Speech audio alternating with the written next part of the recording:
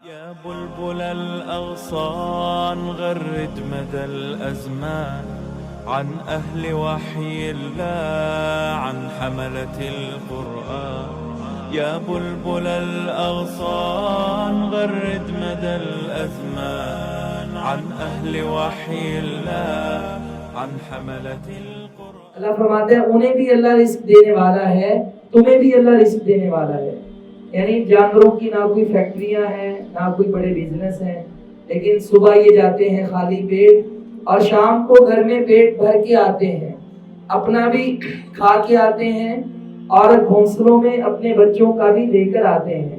کہا اس طرح اگر آپ توکل کر دیں اور توکل کا حق ادا کر دیں تو اللہ رب العالمین اس طرح آپ کو رزق عطا فرمائے گا. اس کے بعد اس سورت کا نام ہے العنکبوت. عربی زبان میں مکڑی کے جالے کو العنکبوت کہتے ہیں.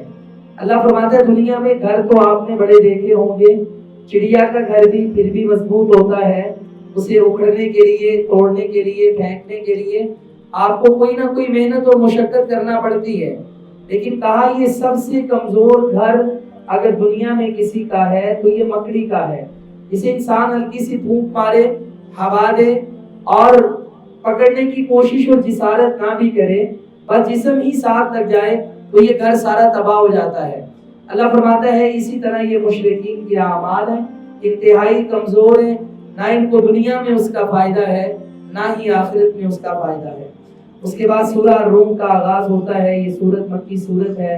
اللہ تعالیٰ اس کے آغاز میں فرماتے ہیں غلبت الروم فی ادنی الارض وهم من بعد غلبهم سیغلبون، کہ روم غالب آ گیا اور ان قریب وہ وقت آنے والا ہے کہ روم پہلے مغلوب ہوا اور ان قریب یہ غالب آنے والا ہے.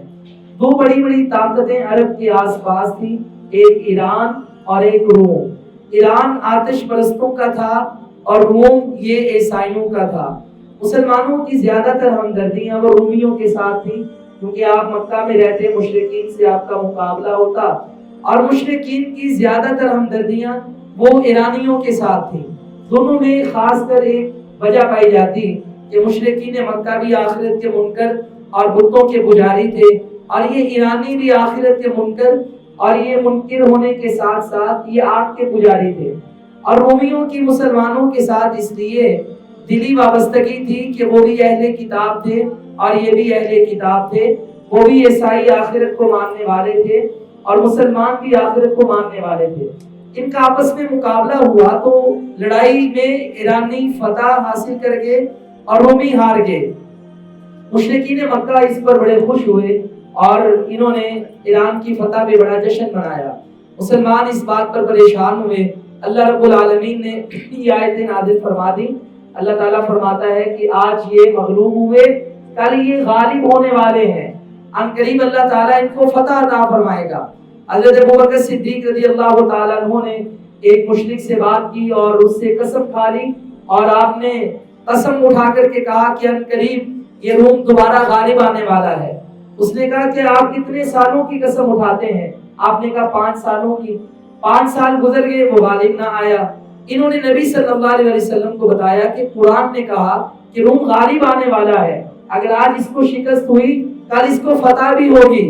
تو نبی علیہ الصلوۃ والسلام نے فرمایا کہ اللہ تعالیٰ نے اس میں فرمایا فی بضع سنین للہ الامر من قبل ومن بعد، کہ چند سالوں میں یہ معاملہ ہوگا. آپ نے فرمایا ابو بکر یہ جو لفظ ہے نا عربی کا بضع، یہ 3 سے لے کر 9 تک 10 تک بولا جاتا ہے. تو آپ نے 5 کی قسم نہیں کھانی تھی، آپ نے نظر ماننی تھی تو 10 تک کی کھانی تھی. تو لہذا 10 سالوں سے پہلے اللہ تعالیٰ نے روم کو دوبارہ فتح عطا فرما دی. اور اس میں اللہ تعالیٰ نے ایک پیغام دیا. پیغام کیا تھا کہ اگر آج یہ مشرکین بڑے خوش ہو رہے ہیں تو ان کو پیغام یہ ہے کہ جس طرح روم دوبارہ غالب آنے والا ہے، اسی طرح مسلمان بھی مشرکین پر غالب آنے والے ہیں. کہ نبی علیہ الصلوۃ والسلام نے جب جہاد کیا، غزوہ بدر 2 ہجری میں برپا ہوا، اللہ تعالیٰ نے ادھر مسلمانوں کو فتح عطا فرما دی اور ادھر رومیوں کی اور ایرانیوں کی دوبارہ لڑائی ہوئی. اللہ نے اسی دن ایرانیوں کے مقابلے میں رومیوں کو فتح عطا فرما دی اور نبی علیہ الصلوۃ والسلام کے لیے یہ پیش گوئی سچ ثابت فرما دی. اس کے بعد اس آیت کا ایک حسن ہے، حسن کیا؟ اللہ تعالیٰ نے اس سورت میں آیت نمبر 20 سے 27 تک اپنی توحید سمجھانے کے لیے کمال دلائل بیان فرمائے، اور یہ دلائل عقل کے دلائل ہیں۔ اس میں اللہ تعالیٰ نے توحید بھی سمجھائی اور آخرت بھی سمجھائی۔ اللہ تعالیٰ بار بار کہتا ہے وَمِنْ آیَاتِهِ وَمِنْ آیَاتِهِ وَمِنْ آیَاتِهِ، ہر سورت سے ہر آیت سے پہلے اللہ فرماتا ہے اور اس کی نشانیاں یہ ہیں، اس نے تمہیں مٹی سے پیدا کیا، ایک بندہ تھا پھر یہ ہزاروں لاکھوں کروڑوں انسان ہو گئے۔ اللہ تعالیٰ اسی طرح تمہیں کل قیامت والے دن دوبارہ زندہ کرے گا اور اپنے سامنے پیش کرے گا۔ وَمِنْ آیَاتِهِ، اور اس کی نشانیوں میں سے یہ ہے کہ اللہ تعالیٰ نے آسمان سے تم پر پانی برسایا۔ اللہ کہتا ہے یہ جو پانی ہے میں نے بادلوں کو ٹکڑوں میں تقسیم کر دیا اور یہ پانی ٹپک ٹپک کے تمہارے اوپر گرتا ہے، یہ بھی اللہ تعالیٰ کی بہت بڑی نشانی ہے۔ اب یہ نشانی کیسے ہوئی؟ جب بارش پڑتی ہے بڑی زوردار، اگلے دن اخبار میں یا میڈیا پر خبر چلتی ہے کہ اتنے ملی لیٹر بارش ہو گئی، اتنے گھنٹے بارش برسی اور اتنا پانی برس چکا ہے، اور یہ نہریں ابل گئیں اور نالے ابل گئے، گلیوں محلوں میں پانی آ گیا۔ اللہ کہتا ہے اگر یہ پانی اور یہ برسنے والے اولے ایک دم سے میں سارا پانی تم پر گرا دیتا اور یہ برف کا براق اولوں چھوٹے چھوٹے ٹکڑوں کی بجائے ایک دم سے تم پر گرا دیتا تو شاید یہ دنیا کا نام و نشان ہی مٹ جاتا۔ اللہ تعالیٰ یہ پانی ٹپک ٹپک کے قطرہ قطرہ کر کے برساتا ہے تاکہ لوگ بارش میں لطف اندوز بھی ہو جائیں اور بارش ان کے لیے نقصان دینا ہو۔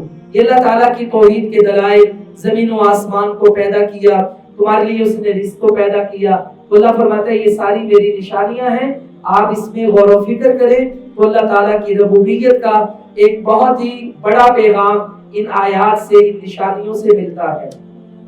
اس کے بعد اللہ تعالیٰ فرماتے ہیں وَمَا آتَيْتُم مِّن رِّبًا لِيَرْبُوَ فِي أَمْوَالِ النَّاسِ فَلَا يَرْبُو عِندَ اللَّهِ، کہ لوگ سود کا کاروبار کرتے ہیں، ان کی کوشش یہ ہوتی ہے یہ سودی کاروبار کرنے سے ان کا مال بڑھ جائے، سود کھاتے جائیں، مال بڑھتا چلا جائے۔ اللہ کہتا ہے یہ مال اللہ کے ہاں نہیں بڑھتا، دنیا میں یہ مال بڑھ جاتا ہے اور یہ سود کا مال ظاہری طور پہ بڑھتا ہے لیکن وہ بڑھتا نہیں، وہ اندر سے کمزور ہے۔ جیسے ایک انسان کو چوٹ لگ جائے اور اس کے جسم پہ سوزش ہو جائے، پیپ پڑ جائے جسم میں، وہ ظاہری طور پہ پاؤں اتنا موٹا نظر آتا ہے لیکن اندر سے وہ کھوکھلا ہے۔ اللہ کہتا ہے یہ سود کا کام کرنے والے، سود کا پیسہ جمع کرنے والے، ظاہری طور پہ بینک بیلنس ان کا بڑا نظر آتا ہے لیکن یہ اندر سے کھوکھلا ہے۔ ان قریب اللہ تعالیٰ اس سود کو تباہ کرنے والا ہے۔ وما آتیتم من زکاۃ تریدون وجہ اللہ فاولئک هم المضعفون، کا اس کے مقابلے میں آپ کسی کو زکات دے دیں، کسی پر صدقہ کر دیں، اسے سود کا قرضہ دینے کی بجائے ویسے ہی پیسے دے کر اس کی اعانت کر دیں، اللہ فرماتا ہے یہ وہ لوگ ہیں ان کا اجر دنیا اور آخرت میں بڑھ رہا ہے۔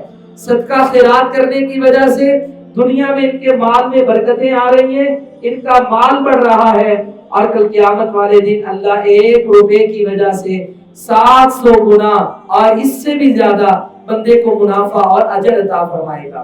اس کے بعد اللہ تعالیٰ نے ایک اصول بیان کیا، کا ظاہر الفساد فی البر والبحر، یہ دنیا میں خشکی اور سمندر میں فساد برپا ہوتا ہے، مسئلے پیدا ہوتے ہیں، وبائیں آتی ہیں، بیماریاں آتی ہیں، طوفان آتے ہیں، زلزلے آتے ہیں، کاروبار میں اتار چڑھاؤ زندگی میں ہوتے ہیں۔ اللہ کہتے ہیں یہ سب کس وجہ سے؟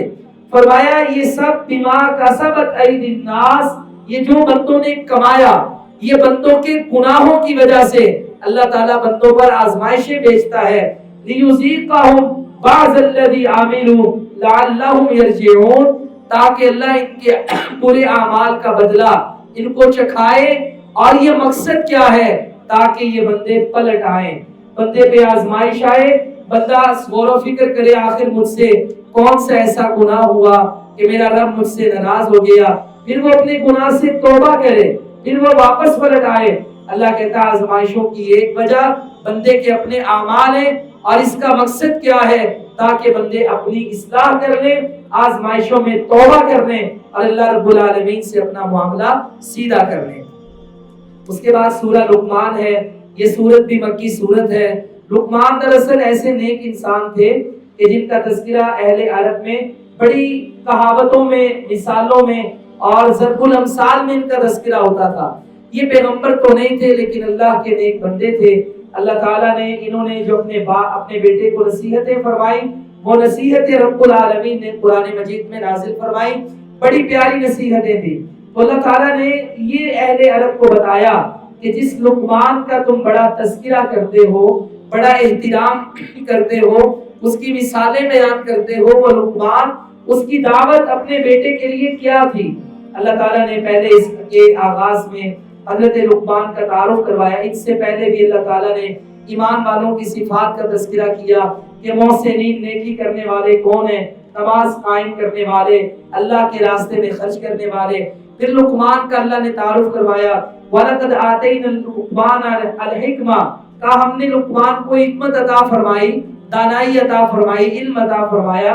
इसलिए ताकि अनिश्कुर लिल्लाह, वो अल्लाह का शुक्रिया अदा करें। और अल्लाह ताला ने जैसे जैसे उन्हें इल्म और हिकमत से नवाजा, वो अल्लाह के मशकूर बंदे बन गए, शुक्रगुजार बंदे बन गए, अल्लाह का शुक्रिया अदा करने वाले बन गए। अल्लाह फरमाता है, एक दिन अपने बेटे को नसीहत फरमाते हैं, वइस क़ाल लुकमान लिब्निही व हुवा याइज़ुहु, एक बाप एक माँ अपने बेटे को, बेटी को, औलाद को तरबियत करते हुए किस तरह उसकी तरबियत करे, अल्लाह ताला ने उसका एक बड़ा अच्छा पहलू इस सूरत में बयान किया। लुकमान है बहैसियत बाप, अपने बेटे को नसीहत फरमाते हैं। फरमाया लुकमान ने अपने बेटे से कहा, वो उसे डंडे नहीं मार रहा था, दीन से मुतनफिर नहीं कर रहा था, वहुवा याइज़ुहु, वो अपने बेटे को नसीहत कर रहा था। यानी जो बात अच्छी कहनी है वो बड़े अच्छे अंदाज में नसीहत करते हुए। ये अरबी में जो लफ्ज है ना नसीहत का, आवाज, इसका मतलब होता है परोना, सलाई करना। कपड़ा फट जाए तो कपड़े को सलाई करना, दुरुस्त करना, इसको नसीहत कहा जाता है। ना कि कपड़ा और फाड़ दिया जाए। यानी आपको अपनी औलाद में या किसी मुसलमान में कोई ऐब या बुराई नजर आए, उसे और अल्लाह से जुदा करना नहीं, बल्कि जितना ऐब, जितना ताल्लुक कटा हुआ नजर आए, मोमिन मुसलमान का काम है वो नसीहत करके वो ताल्लुक भी जोड़ दे। इसको नसीहत कहा जाता है। कहा अपने बेटे से कहा, नसीहत वाला अंदाज था। ये नसीहत की, ला तुशरिक बिल्लाह इन्न शिर्क लज़ुल्मुन अज़ीम। पहली नसीहत दुनिया की नहीं है, दुनिया के माल की नहीं है। बेटा मेरे बाप मेरी जायदाद संभाल के रखना, हाँ नाक मेरी ना कटे, नाम बुलंद रखना, तुम्हारे पास भी इतने मकान, कोठियां, बंगले हो। हजरत इब्राहीम अलैहिस्सलाम ने, इस्माइल ने, याकूब ने और आगे लुकमान ने बच्चों को नसीहत की। दुनिया की बात का तज़किरा ही नहीं है। दुनिया से जाते हुए पहली नसीहत अकीदे की नसीहत है। बेटा जिस तौहीद पर मैंने सारी जिंदगी गुजारी, मेरे मरने के बाद तू भी इसी अकीदे पे जिंदगी गुजारना, क्योंकि अगर अकीदा नहीं है तो दुनिया भी नहीं और आखिरत भी नहीं है। बेटा वालिदैन से अच्छा सलूक करना, खासकर माँ से करना। उसने बड़ी तकलीफों से बेटे को उठाया, फिर उसे पैदा किया, फिर उसे दूध पिलाया। माँ का खास ख्याल रखना। बेटा तूने दुनिया में नमाज पढ़नी है और नेकी का हुक्म देना है, बुराई से मना करना है। बेटा एक बात याद रखना, तुझे अगर दुनिया में जर्रा बराबर भी गुनाह हो या नेकी हो तुझसे, याद रखना अल्लाह सब कुछ उठा के ले आएगा। वो अल्लाह बड़ा बारीक बीन है। बंदा बड़े बड़े गुनाह करके भूल जाता है, मगर अल्लाह को सब याद है। वो क़यामत वाले दिन तराजू में बंदे का हर अच्छा और बुरा अमल लेकर के आएगा। बेटा आवाज को पस्त रखना, गधे की आवाज सबसे बुरी आवाज है। बेटा जमीन पे आजिज़ी से चलना और लोगों के लिए पेशानी झुका के रखना। जब भी किसी से बात करो मुस्कुरा के करना। तकब्बुर और रियाकारी तुम्हारे अमल में नहीं होनी चाहिए। बेटा जमीन पर तुम आजिज़ी से चलना। जमीन पर अकड़ के चलने से ना तू जमीन फाड़ सकता है, ना तू पहाड़ों की बुलंदी पे पहुंच सकता है। कितनी प्यारी नसीहतें एक बाप की अपने बेटे के लिए। अल्लाह ताला को ये नसीहतें इतनी पसंद आई कि लुकमान अकीदा भी सिखा गया, किरदार भी सिखा गया, अखलाक भी सिखा गया और मुआशरे में चलने के आदाब भी सिखा गया। अल्लाह ताला ने इनको मॉडल के तौर पे बयान किया।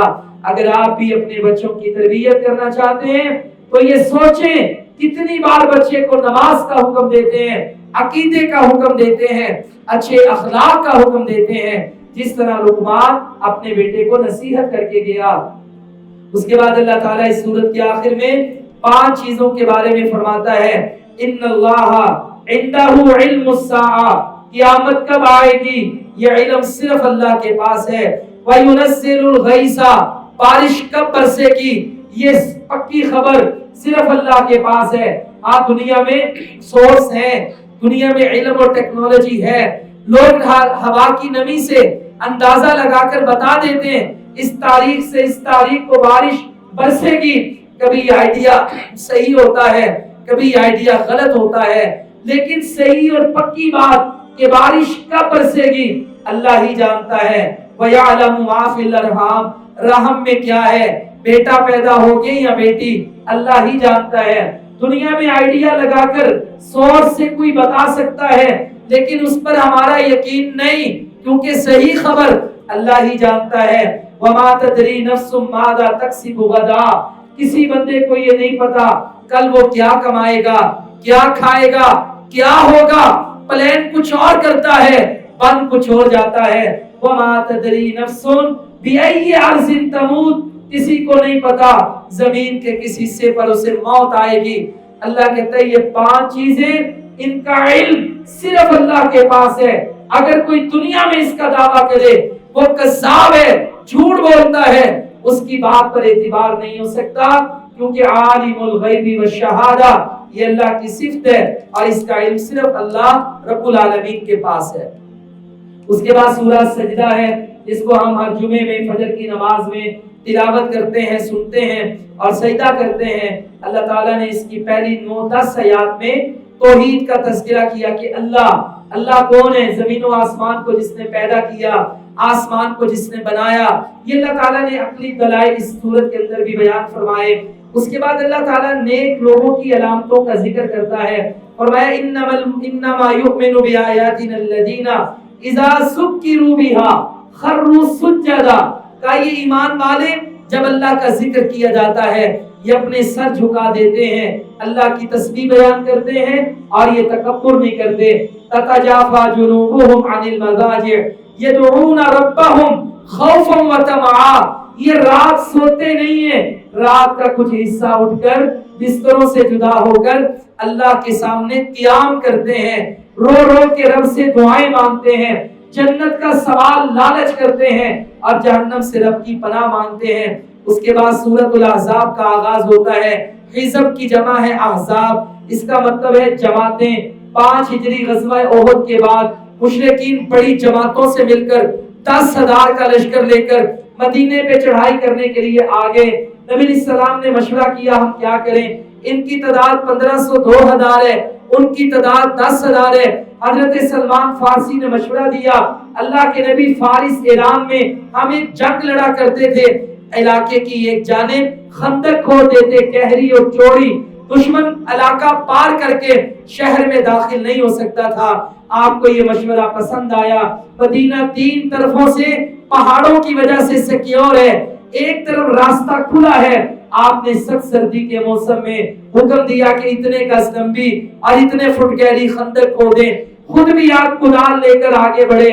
سخت سردی کا موسم ہے، بڑی پریشانی اور مشکل حالات ہیں، سردی اتنی ہے کہ جسم کاٹ کے رکھ دینے والی ہے۔ نبی علیہ الصلوۃ والسلام نے اس عالم میں خندقیں کھودی اور ایک دن آپ نے صحابہ کرام نے شکایت کی، اللہ کے نبی بھوک بڑی ہے، آپ یہ دیکھیں ایک پیٹ پہ میں نے پتھر باندھا، آپ نے کپڑا اٹھایا، تو نے ایک باندھا، میں نے 2 پتھر باندھے، مگر اس کے باوجود اللہ کے راستے میں جہاد کی تیاری کر رہا ہوں۔ صحابہ کرام نے حضرت جابر نے دیکھا، گھر میں کہ آٹا ہے جی تھوڑا سا، کوئی بکری ہے ایک پڑی ہے، ذبح کیا، سالن بنایا۔ نبی علیہ السلام سے کہا چند لوگ لے کر کیا جائیں، آپ سارا لشکر لے گئے، اپنا لعاب مبارک آپ نے ہنڈیا میں ڈالا، روٹیوں کو لگایا، وہ چند لوگوں کا کھانا 1400 سے زیادہ صحابہ کرام نے تناول کر لیا۔ یہ جہاد کے راستے میں اللہ تعالیٰ نے ایسے معجزات نبی علیہ السلام کو اور ایمان والوں کو عطا فرمائے۔ اللہ تعالیٰ نے اس میں مسلمانوں کو فتح عطا فرمائی۔ یہ خندق کھود کے آپ بیٹھ گئے، دشمن آئے خندق پار نہ کر سکے۔ ایک دن اللہ تعالیٰ نے تیز ہوا چلائی اور ان کو تباہ کر کے رکھ دیا، خیمے ان کے اڑ گئے اور یہ وہاں سے بھاگ کے اللہ تعالیٰ نے مسلمانوں کو فتح عطا فرمائی۔ اس سورت کے آغاز میں اللہ تعالیٰ ایک بڑا ادب بیان کرتا ہے۔ اللہ فرماتے ہیں یہ جو تم منہ بولے بیٹے لیتے ہو، کسی کی اولاد نہیں ہوتی، وہ کسی کا بیٹا لے کر بیٹی لے کر پال لیتے ہیں اور اس کے بعد اسے اپنی ولدیت دیتے ہیں، اللہ کہتا ہے یہ غلط ہے۔ جیسے زید بن حارثہ کو زید بن محمد کہنا شروع کر دیا، خبردار اس کا جو اصل باپ ہے ادعوہم لیابائہم هو اقسط عند اللہ، آپ جتنے بھی بیٹے لے کر پالتے ہیں یا بیٹیاں، تقاضا یہ ہے کہ خالص ان کے باپ کا نام لیا جائے، کوئی ولدیت نہیں بدل سکتا، کوئی اپنی ولدیت دے کر جائیداد اس کے نام نہیں لگا سکتا۔ اللہ تعالیٰ نے یہ ولدیت بدلنے کو بڑا سخت جرم قرار دیا ہے۔ اس کے بعد اللہ تعالیٰ نے یہ منافقین کا کردار ذکر کیا، کہا کہ جب یہ 10,000 کا لشکر پہاڑوں سے آتا ہوا منافقوں نے دیکھا تو وہ یہ کہنے لگے کہ یہ جتنا بھی کچھ ہوا ہے ما وعدنا اللہ ورسولہ الا غرورا، یہ تو آج اللہ اور اس کے رسول نے دھوکہ کر دیا ہمارے ساتھ، معاذ اللہ، جہاں سے نکل جاؤ کچھ نہیں بچے گا ہمارا۔ یہ سارے وہاں سے بھاگے۔ ایمان والوں نے جب یہ منظر دیکھا، اللہ کہتا ہے آزمائش بہت بڑی تھی، چند 1400 یہ 10,000 کا لشکر آ گیا۔ ہنالک ابتلی المؤمنون وزلزلوا زلزالا شدیدا، اللہ کہتا ہے بڑی آزمائش ہوئی، سخت ہلا دیے گئے، کلیجے منہ کو آگے، لیکن ایمان والوں نے کیا کہا؟ ھذا ما وعدنا اللہ ورسولہ وصدق اللہ ورسولہ وما زادهم الا ایمانا وتسلیما۔ انہوں نے کہا اللہ نے بھی سچ کہا، نبی نے بھی سچ کہا، کوئی بات نہیں، لشکر آتے ہی ہوتے ہیں، اللہ بھی ہماری مدد کرے گا۔ اللہ کہتا ہے وہ لشکروں کو دیکھ کر ایمان میں بڑھ گئے، منافق دیکھ کر پیچھے ہٹ گئے۔ یہ اللہ رب العالمین نے ایک آزمائش کی، ایمان والوں کو اللہ تعالیٰ نے کامیاب فرما دیا۔ تو اس موقع پہ اللہ تعالیٰ فرماتا ہے، فرمایا من المؤمنین رجال صدقوا ما عاہدوا اللہ علیہ، مومنوں میں سے کچھ بندوں نے اپنے وعدے سچ کر دیے، انہوں نے قسمیں اٹھائی تھی کہ ہماری جان بھی اللہ کے نبی پہ قربان ہے، جہاد میں ہم شہادتوں کے جام پیئیں گے۔ اللہ کہتا ہے انہوں نے اپنے وعدے پورے کر لیے، فَمِنْهُمْ مَنْ قَضَى نَحْبًا وَمِنْهُمْ مَنْ يَنْتَظِرُ، کچھ شہید ہو گئے، اللہ کی جنتوں میں پہنچ گئے، کچھ انتظار کر رہے ہیں۔ وَمَا بَدَّلُوا تَبْدِيلًا، کہ جو مومن مسلمان ہوتے ہیں وہ کبھی بھی جنگ سے نہیں بھاگتا، وہ ہمیشہ شہادت کا انتظار کرتا ہے اور اپنا وعدہ بدلتا نہیں ہے۔ اس میں اللہ کے رسول علیہ السلام جب واپس تشریف لائے تو آپ کو حکم دیا گیا، بنو قریظہ یہودیوں کا قبیلہ تھا، جنگ کے موقع پر انہوں نے وعدہ کیا کہ ہم مسلمانوں کا ساتھ دیں گے، این موقع پہ انہوں نے غداری کر دی۔ اللہ کے رسول کو حکم دیا جاؤ، جا کر کے انہیں سخت سزا دو۔ نبی علیہ الصلوۃ والسلام صحابہ کے ساتھ گئے، جا کے انہیں سخت سزا دی گئی، ان کے جوان لوگوں کو قتل کر دیا، بچوں عورتوں کو غلام بنا لیا۔ اللہ تعالیٰ نے ان کے قلعے، ان کا مال، ان کے گھر، یہ سب کچھ اللہ تعالیٰ نے مسلمانوں کو فتح میں عطا کر دیا۔ اب یہ جو آیت ہم سنتے ہیں نا اکثر ربیع الاول میں، لَقَدْ كَانَ لَكُمْ فِي رَسُولِ اللَّهِ أُسْوَةٌ حَسَنَةٌ، ایمان والوں تمہارے لیے نبی علیہ السلام بہترین نمونہ ہے۔ یہ آیت اللہ نے اس موقع پہ نازل کی، کہا جیسے پیغمبر نماز پڑھتا ہے، جہاد کرتا ہے، صف اول میں اللہ کے راستے میں لڑتا ہے، ایمان والوں نبی علیہ السلام کی زندگی تمہارے لیے بہترین نمونہ ہے۔ اسی طرح اللہ پہ توکل کر کے تم بھی دشمن سے ٹکرا جانا، اللہ رب العالمین تمہاری مدد کرے گا، تم پر آسمان سے فتوحات کے اور نصرتوں کے اور غنیمتوں کے دروازے کھولے گا، اللہ تعالیٰ تمہیں بھی دنیا میں کامیابی عطا کرے گا۔ یہ احزاب تھے، جماعتیں تھی، اللہ نے سب کو تباہ کر دیا۔ آج 20 رمضان ہے، فتح مکہ کا دن ہے، 20 رمضان کو مکہ فتح ہوا، آپ کو مبارک ہو۔ آج امریکہ نے افغانستان سے نکلنے کا پہلے اعلان کیا تھا، آج عملاً اقدام شروع کر دیا ہے۔ سب سے بڑا افغانستان کا صوبہ ہلمند، وہاں سے آج امریکہ نے اپنا پرچم اتارا، لپیٹا اور وہاں سے نکل گیا۔ یہ 40 ملک لے کر کے آیا تھا، اللہ نے تباہ کر کے رکھ دیا۔ آج بھیک مانگ کے یہاں سے نکل رہے۔ ایمان والے، جہاد کرنے والے جب تک اللہ پہ توکل کرتے ہیں، اللہ ان کو شہادتیں ہوتی ہیں، نقصان ہوتے ہیں، لیکن یہ عارضی ہے، فتح ہمیشہ جہاد کرنے والوں کی اور نبی کے نقش قدم پہ چلنے والوں کی ہے۔ اللہ تعالی ہمیں بھی ایمان والی شہادت کی موت عطا فرمائے اور ایمان والی شہادت کی موت عطا فرمائے۔ آخر دعوانا الحمدللہ۔